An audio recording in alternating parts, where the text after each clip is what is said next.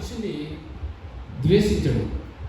ఒక మనిషి అంటే పడకపోవడం, ఒక మనిషి అంటే గిట్టకపోవడం, ఒక మనిషిని అసహించుకోవడం, ఇవి దీని కిందకి వస్తాయి.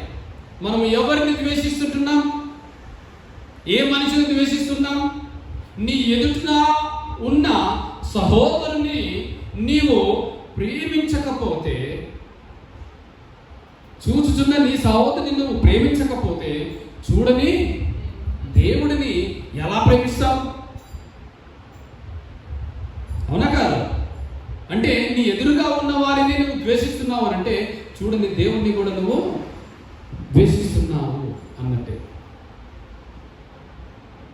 అందుకే యేసుప్రభు వారు నన్ను చూస్తే తండ్రిని చూసినట్టే, నన్ను ప్రేమిస్తే తండ్రిని ప్రేమిస్తున్నట్టే అనే మాట క్లియర్గా ఉంది. అందుకే ఇంకొక మాట, రెండో ఆజ్ఞ ఏంటంట, నిన్ను వలె నీ పొరుగు వారిని ప్రేమించుకుంటున్నాడు.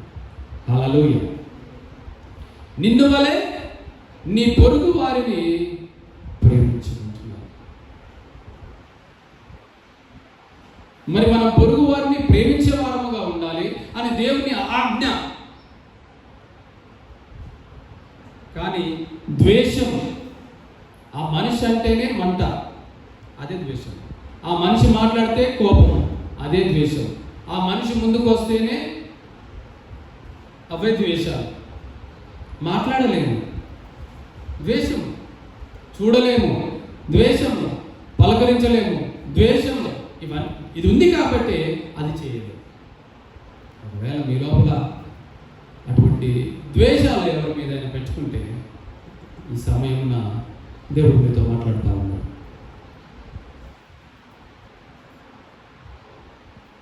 దేవుడు మీతో మాట్లాడుతున్నాడు. ద్వేషం